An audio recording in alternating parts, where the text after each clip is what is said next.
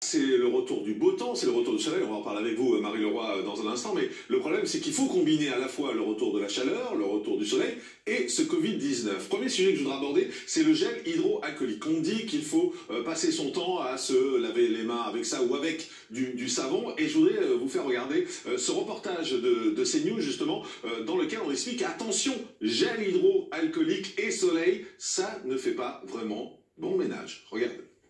Un geste qui devient peu à peu réflexe, parfois 30 ou 40 fois par jour. Le gel hydroalcoolique est partout, dans les commerces, dans les entreprises, dans la rue, et souvent la peau est aussitôt exposée au soleil. Ça fait 2 fois que j'en mets, là, sinon je préfère me laver les mains.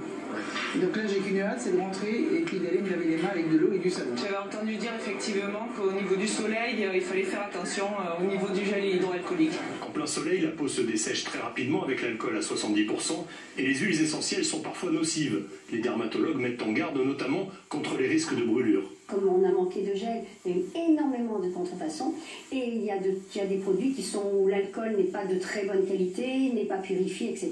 Et puis il y a des gens qui nous mettent dedans aussi des huiles essentielles, des parfums, qui les agrémentent, je dirais. Et là, à ce moment-là, les utiliser de manière très fréquente, à mon avis, ce n'est pas bon. Et pour les enfants, attention aux quantités de gel hydroalcoolique. Moi, je vois des mamans qui tartinent leurs enfants de gel hydroalcoolique. C'est quand même de l'alcool à 60-70%. Donc je pense qu'il y a quand même peut-être une toute petite pénétration cutanée. Et dessécher la peau d'un enfant, je pense que c'est pas très bon non plus. Les parfums et les huiles peuvent causer des hyperpigmentations de la peau. Des taches peuvent apparaître rapidement. Alors pour une exposition au soleil, les dermatos conseillent le savon traditionnel avec une crème protectrice.